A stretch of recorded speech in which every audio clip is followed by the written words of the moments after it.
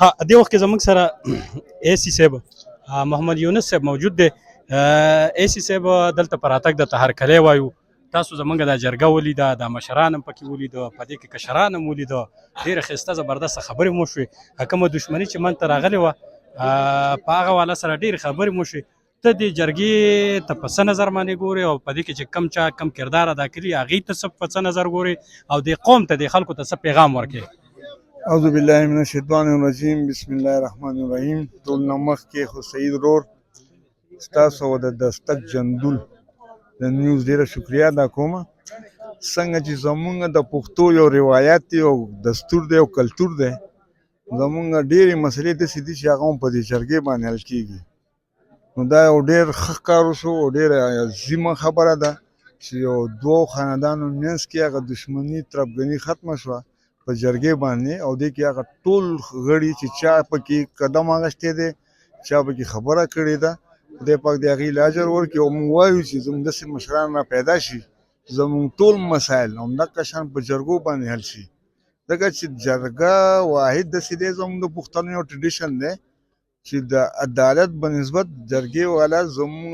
فیصله زر تر زر وشي او خلکو ته ریلیف هم زر ملو شي. السلام علیکم ورحمت الله وبرکاته. ملګرو سید الرحمن کاکا خیل ستاسو په درانه خدمت کې حاضر یم. په دې وخت کې په ګوسم کې د حاجي بادر خان په حجره کې یو اهمه جرګه وشوه، غونډه وشوه د امن په حواله سره. دوه فریقین هغه چې په خپل منځ کې کومه مسله راغلې وه د بدګمانۍ په وجه باندې یا په بله څه داسې وجه باندې، نن په هغه کې جوړه وشوه او د کلي علاقې د خوا او شا د هغې نه علاوه د باجوړ د سوات او د یو ځای بل ځای نه ډېر غټ غټ مشران پکې هم راغلي وو. د هغې ټول کریډټ چې کوم دی حاجي بادر خان ته ځي. نو په دې وخت کې زموږ سره موجود دی د ټول نه خو مخکې حاجي صاحب تاسو ته مبارکبادي پیش کوو. دا راته ووایئ چې دا مسله راغلې څنګه وه او تاسو په دې کې ستړي څومره وکړې او کم حده پورې کامیاب شوئ؟ بسم الله الرحمن الرحیم. داسې وه چې دا د دې ډېره پخوانۍ څه د بل چا څه مسله وه، په هغې کې چېرته ماشومان هلکانې کشران هلکانې چېرته تللي وو، هغې کې به چېرته څه چل ول کړی وو، په هغې کې دا یو غیر جانبدار سړی خوږ شوی او مړ و. هغه مدعي چې کوم و هغه پکې بچ و، هغه ټیک ټاک و. نو په دې وجه باندې دوی هم د دې نه انکار کاوه چې موږ ته نه خبره، او هغه نور هم دا شک کاوه چې یاره د دې سړي په وجه باندې زموږ دا سړی خوږ شوی دی مړ دی. نو ما د دواړو کې دا کردار ادا کړ چې هلکه ته ستا د دې څه د پیلو پټي یا د دې څه مسله نه وه، خو د دغه سړي تاسو ته هم معلومه ده او هغو ته هم معلومه ده چې د دې سړي سره د پلار د مرګ مسله وه. نو که څه شوي دي کشرانو کړي نو په دې به یې کړي چې د دې سړي په وجه به څه شوي او دا اوس په ګاډي کې ناست و جو لګېدلی، هغه بچ شوی دا لګېدلی. نو دا بیا د دواړو به هغه اخلاص وکړو چې یاره که زموږ د کشرانو نه هم څه شوي نو موږ مشران یې معافي غواړو،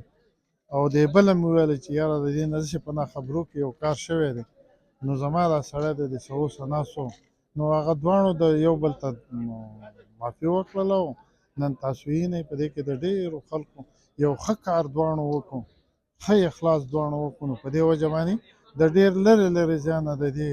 یو فریقو د دې یو قام مشران هم راغلي دي او د دې بل قام مشران هم راغلي او عام خطور د دې علاقې مشران هم په دې خبره خوشحاله چې راغلي. نو دا ده چې زه د دې دواړو شکریا ادا کوم او چې دا د بار نه څوک راغلي د دې خلکو هم شکریا ادا کوم. حاجي صاحب په دې کې څه شک نشته دی چې په دې کلي علاقه باندې ستاسو په صورت کې ستاسو د مخې نه وایو خو تاسو ته د دې قام نظر دی. تاسو په دې خپل سپیچ کې په دې خپله وینا کې اوس هم دا خبره وکړه، بار بار دا وینا کوئ چې یاره تاسو خپلې مسلې د جرګو د لارې حل کوئ، خپل اولاد له چې کوم دی نو د ټوپک په ځای باندې چې کوم دی نو قلم ورکوئ. تاسو چې دا کومه مطالبه وکړه او زما ډېره زیاته خوښه هم شوه، په نظیر ملک باندې اوس زموږ خوا ته موجود هم دی، په هغې باندې تاسو دا غږ وکړو چې ته دا ټوپک درې کړه، داسې ده که نه؟ نو آیا دا راته ووایه په دې کلي علاقې کې د دې نه مخکې هم ډېرې غټې غټې مسلې راغلي دي او د دې خلکو تاسو ته نظر دی، نو هغه مسلو د حل کولو لپاره هم تاسو څه تګلارې اختیاروئ که نه؟ چې موږ داسې ده چې په بعضې مسلو کې هغه ما خبره وکړله چې په هغې کې چې موږ ګورو نو هغه زموږ په ګرځېدو یا په هغې کې په ورتلو که ورانه نه شي نو ساز هم یې خیال نه دی، او که ساز هم شي نو چېرته ما ته داسې د دوکې غوندې سازش یې ښکاري نو هغې نه به نقصان جوړ شي. نو نور چې پې موږ پوهېږو چې یاره په دې باندې یا زمونږ وینا مني یا زمونږ درخواست او سوال مني یا زمونږ نو په هغې کې موږ ناراسته نه کوو بالکل بیا کوو او اوس هم اراده شته دی چې که کومې داسې مسلې دي چې هغه به که خیر وي موږ په خپل محنت په پکې کوو الله دې وکړي او د کوشش خبره ده او چې کوم ځای کې کېدای شي چې سړی پکې لږه ډېره رڼا یې نو په هغې کې بیا سړی زیات ځان خفه کوي او محنت کوي او انشاءالله چې په ټولو کې بیا کوو په ټولو کې به خپل محنت کوو خو بعضې به کېږي بعضې به نه کېږي بعضې خلک داسې چې هغه ومني بعضې خلک سړی ویني چې یاره دا د منلو ماته نه ښکاري که دا خلک دا شی مني نو په دې وجه باندې ما مخکې هم هغې ته اشاره وکړله اوس هم چې تا څه وویله نو زه پرې پوه شوم او زه هم درته دغه وایم چې دغه خلکو مسله چې ده نو هغه نه پوهېږم الله دې پرې رحم وکړي الله دې وکړي او بعضې مسلې داسې چې هغه لږې پیچیده وي لږه مسلې وخت به پکې لګي. وخت پکې لګي. ملک صاحب د ټول نه خو مخکې تاسو ته مبارکبادي ته پیش کوو ځکه چې یو غټه مسله دا چې کوم څه وایي په هغې به ورسره لږه خبره کوو درو اورګه حاجي صاحب تاسو د دې نه چې کوم تپوس وکړو چې یاره به زه ملک ته وایم چې یاره ته د خپل ټوپک کوز کا نو آیا دا راته ووایه ستا تقریر نه خو ماشاءالله ډېر ښایسته زبردست تقریر پورې د تقریر د حده پورې چې کوم نه خبره خو صحیح ده خو د حاجي صاحب چې کوم تجویز تاسو له درکو نه آیا د ټوپک به کوزول غواړي که نه عملي څه مظاهره به کوئ که نه څه وایي حاجي صاحب چې کومې خبرې وکړلې ډېرې ښکلې خبرې وکړلې خو زه دا وایم چې دا خبره کومه راپورته کېږي نو دا د دې اړه راپورته کېږي او چې کله د اړه صحیح خبره نو هغه څیز چې کوم دی نو بیا په ځان لاګو کېږي نو ما د نن نه 20 کاله مخکې دا شی په ځان لاګو کړی دی ټوپک تر اوسه پورې ما چاکو نه دی ګرځولی دا یو خبره ده چې اوس کله د الیکشن وخت راشي نو هغه د ادارې باندې وینا وکړي هلکه تاسو د ځان څه چېرته څه سیکورټي خامخا ګرځوئ جو هغه مجبورن را په شا کوي حاجي صاحب خو چې کله اوس تا ته دا ټوپک چې سړی درکړی دی مجبورن در په وکلی دی که نه در په وکلی دغه شی مجبورن نور زمونږ کوشش دا دی او انشاءالله د حاجي صاحب چې کوم کوششونه دي او زمونږ مشر دی د دیو چې دا کوم ستړي دي په دې کې دې سره دا شی ختمیږي د حاجي صاحب یې دړنه کي او د سپین ږیري دړنه کي زه درته دا وایم چې حاجي صاحب چې کوم کوشش او کوم سعی کوي که نه په هغې کې خو څه شک نشته دی خو دا یوازې د امن راوستل دا یوازې د حاجي صاحب کار هم نه دی په دې کې پکار ده چې د غټو قومونو چې کوم مشران دي هغه د دې سره شانه بشانه ودرېږي نو ستاسو په مستقبل کې څه اراده شته ځکه چې په دې کلي علاقه باندې ډېرې غټې دښمنۍ نه دي د دې سره بشانه ودرېږي که نه زمونږ د شریکو کور دی دا او دې د شریکې د کور نه چې کومه خبره راپورته شوله موږ به ورسره ودرېږو ټک ټاک به ورسره ودرېږو ماجد ملک په دې وخت کې زموږ سره موجود دی کوم چې د سلارزو سره تعلق لري ماجد ملک دا راته ووایه چې د حاجي صاحب د کردار ته په څه نظر ګوري او بل ملک نظیر چې کوم کردار ادا کړه یا کوم د هغې کوشش دی سوچ دی هغې ته څه نظر ګوري او د خپل قوم ته د ټولو مسلمانانو ته څه پیغام ورکوي الحمدلله اعوذ بالله من الشیطان الرجیم بسم الله الرحمن الرحیم حاجي صاحب خو د مخکې نه موږ وینو حاجي صاحب په حجره کې د هر ذات مسلې حل کېږي بل زړه د خلاص خپل کوشش کوي نه څه لالچ لکه د اوسه پورې کې موږ داسې څه خبره نه لري کو باجوړ کې هم څه مسله وي حاجي صاحب ولا په هغه ټیم باندې ځان را رسوي نو موږ ځان له ډېر خوشحاله یستو چې کوم د هغه نظم د باجوړ نه راغلی د حاجي صاحب حجرې ته راغلی یستو خو لکه چا نه چې تپوس کې هغه دا وایي چې حاجي صاحب اخلاصي سړی دی او په هره مسله کې دغسې اخلاص چلی چې لکه د نورو ته هم زه دا ریکویسټ کوم دا کم مشران چې دي د دې علاقې د جندول دي کم قومونه دي چې څنګه حاجي صاحب اخلاص کوي او دغسې دا ټول اخلاص شروع کړي انشاءالله یوه مسله به هم دلته پیدا نه شي بل ټوپک مسله شوه ټوپک چې چا ګرځولی دی یا دغه استعمال کړی دی نه هغه در په در دي څوک په یو ځي دي څوک په بل ځي دي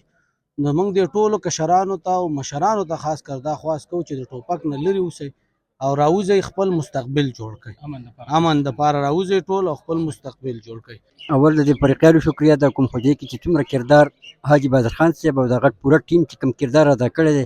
انتهایی موږ د هغې شکریه په دې ادا کوو چې په دې علاقه کې څومره دا قسمه مسلې چې کله راغلي دي نو دې باندې دا خو نور په شانتې رڼا خبره ده چې حاجي بادر خان صاحب او د هغې پوره ټیم چې کوم دی په دې کې کردار ادا کوي نو زړه د کومې چې کوم دی د دې قوم د خلقو د طرف نه د دې علاقې د طرف نه په داسې مسلو کې موږ د حاجي صاحب شکریه ادا کوو او دا غواړو چې په دې علاقه کې امن وي او دغه شانتې چې څنګه هغه یو اپیل وکړو چې د ټوپک ګوزول پکار دي نو دا د یوازې دوی له نه چې څومره چا د ټوپک غاړې ته اچولی چې د هغې مسایل الله پاک په د دې اصلاح په طریقه باندې ختم شي او د ټوپک پکې وشي. مخکې زموږ سره عمران بی موجود دی کوم چې دویم فریق و او دا مسلې تپوس پتې کوو چې آیا دا مسله څنګه راغلې وه او دا راته ووایه چې د دې جرګې د دې فیصلې نه تاسو مطمئن یاستئ خوشحاله یې که نه؟ اعوذ بالله من الشیطان الرجیم بسم الله الرحمن الرحیم. جی او د زمونږ او د دې په منځ کې دا کومه مسله راغلې وه نو دا داسې وه چې نه د قص او څه د هغه کار پکې نه و، دا یوه غلطي وه، د غلطۍ د وجې راغلې وه او زمونږ چې کوم قومي مشرانو راولګېد او موږ باندې دا وکړله چې یو کار غلطي شوی ده، غلطي هغه خپله معنی او چې غلطي معنی نو بس تاسو دا ده چې ښه ده چې معافي کوي. موږ خپل په عقیده څه معاف کړی دی او باخلی هم د الله لپاره بس. تاسو د مسلمانۍ او د پښتونولۍ هغه ثبوت ورکړو که نه چې یاره په اسلام کې معافي د ټولو نه غټه انتقام دی. نو دا راته ووایي چې د دې حاجي صاحب ګلې د کردار ته د دې جرګې په دې کې چې د کومو خلکو منډې تړلې والې دي آیا چا څه زور زبردستي یا څه داسې دغه خو نه دی کړی چې یاره تاسو مجبوره کړي یاستئ د هغې د فیصلې نه تاسو مطمئن یاستئ خوشحاله دی که نه؟ الحمدلله سید باچا ملک یونس ملک او د شیر بهادر حاجي موږ د دې نه ډېر مطمئن یو، زموږ مشران دي قابل محترم هم دي او بس زموږ دپاره چې هغه څه کوي نو ډېر ښه کوي، بد رانه نه کوي. مستقبل کې به خپله ورورولي جاري ساتئ انشاءالله. بالکل ورورولي هم دا ورورولي سعید بھائی ستا ډېره شکریه. دا یو څو میاشتې مخکې چې کوم دی ناخوشګوار واقعه راغلې وه ملک نظیر او د هغې د خاندان او د باجوړ څه فریقینو دا په مابین کې هغه کې بیا د جرګې ډېر غټ کوښښ وکړو او معاملې چې کوم د جرګې په لارې حل کړله نو دا د خوشحالۍ خبره ده او زه د ملک نظیر پوره خاندان ته چې کوم مبارکباد وایم او دغسې چې کوم دی چې معاملې زما خو د پښتنو ته چې کوم دی یو اپیل دی او دا پیغام ورکوم چې بھائی دغسې معاملې چې کوم دی تاسو ټیبل ټاپ په ذریعه باندې حل کوئ، د جرګو په ذریعه حل کوئ او د کینې او د بغض او د دشمنیانو نه چې کوم دی هېڅ پیدا نشته، نقصان یې نقصان دی او شیطان هم پرې خوشحالېږي. نو ښه خبره به دا وي چې د چا څومره معاملې وي چې هغه د جرګې په لارې باندې حل کړي نو دا به ډېره بهترینه لار ده او ډېره به بهتره وي. لکه عدنان صاحب چې د ټوپک او د دې ډانګي د کلچر نه چې کوم دی نو د اکثر مشران دا خبره کوي چې یاره موږ ترې راوتل غواړو نو څه وایي دا خپل د نوي کول ته د نوي نوجوانانو ته څه پیغام ورکړي چې د ټوپک او دغه د کلچر نه راوځي په تعلیم باندې خپل فوکس ورکړي که څه وایي ته؟ تا د ټوپک خبره وکړه چې کومو مشرانو چا له ټوپک په لاس کې ورکړی نو هغه د نورې معاشرې نه 20-25 کاله وروسته وي او چې بچي له چا قلم په لاس کې ورکړی نو هغه ماشاءالله په مخ په وړاندې باندې روان وي. زه د ټولو مشرانو ته دا اپیل کوم او دا پیغام ورکوم چې بچي دا د تعلیم پټی خرڅ کړي او تعلیم پرې وکړي او د ټوپک نه لرې وساتئ. چا چې ټوپک راغستی هغه دنیا هم خرابوي او آخرت هم خرابوي. ملګرو تاسو د ملک بادر خان حاجي صاحب خبرې هم واورېدې او د هغې سره سره چې کوم دی نو د ملک نظیر خبرې مو واورېدې، دلته چې کوم فریق و عمران خان د هغې خبرې هم تاسو واورېدې او دا کومه جرګه چې وشوه د دې نه دوی مطمئن دي، فریقین ته ټول مطمئن دي. موږ ټولو له پکار ده چې یاره کله داسې مسله راشي منځ ته